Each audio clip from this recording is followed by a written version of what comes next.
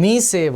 So మీ సేవ ఏదైతే ఉందో ఆ మీ సేవ గురించి మనం డిస్కస్ చేద్దాం. సో రాష్ట్ర వ్యాప్తంగా పౌరులకు ప్రభుత్వం, వ్యాపారానికి ప్రభుత్వం యొక్క పారదర్శక మరియు ప్రాప్యత. ఓకే, సింపుల్గా చెప్పాలంటే ఈ మీ సేవ లాంటి ఏవైతే ఉన్నాయో మనం చెప్పుకున్న మీ సేవ ఆర్ ఈ సేవ వాట్ ఎవర్ ఇట్ ఈస్, ఇవన్నీ కూడా చూసుకుంటే మనకి ఎనీవేర్ ఎనీ టైం, అంటే మీకు కావాల్సిన సేవలను ఎక్కడైనా సరే ఎప్పుడైనా సరే సకాలంలో మేము అందించే విధంగా ఈ మీ సేవలు పనిచేస్తాయి.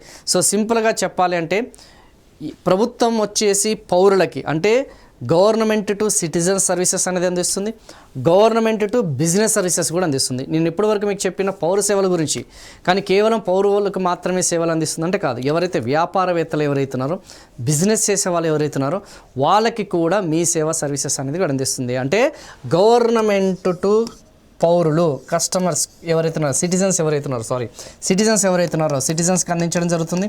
At the same time government to ఏదైతే మనం చెప్పుకున్న ఆ యొక్క బిజినెస్ ఏదైతే ఉందో, ఆ వ్యాపారం ఏదైతే ఉందో ఆ వ్యాపారం చేసే వాళ్ళకి కూడా వాళ్ళకి అందిస్తున్న సంగతి గుర్తుపెట్టుకోండి. మీ సేవ ప్రస్తుతం రోజుకి 1 నుంచి 1.5 లక్షల వరకు, ఓకేనమ్మా, ఆ యొక్క పర్సన్స్ ఎవరైతే ఉన్నారో వాళ్ళు విజిట్ చేస్తున్నారన్న సంగతి గుర్తుపెట్టుకోండి. నెంబర్ 1. నెంబర్ 2 వచ్చేసి మరియు సంవత్సరానికి 1.5 crores, సంవత్సరానికి ఎంత 1.5 crore ట్రాన్సాక్షన్స్ అనేవి జరుగుతున్నాయి.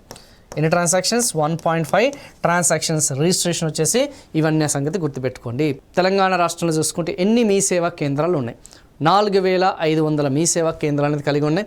సో ఈ నెట్వర్క్ ద్వారా చెప్పా కదా, దాదాపు 50 ప్రభుత్వ శాఖలు అండ్ 600 ప్రభుత్వ సేవలు అనేది అందిస్తుంది. ఈ సేవల్లో చూసుకుంటే కేవలం రాష్ట్ర ప్రభుత్వ సేవలే కాదు, ఈ యొక్క ఈ సేవలో భాగంగా మనకి కేంద్ర ప్రభుత్వ సేవలు కూడా అందిస్తున్నాయి.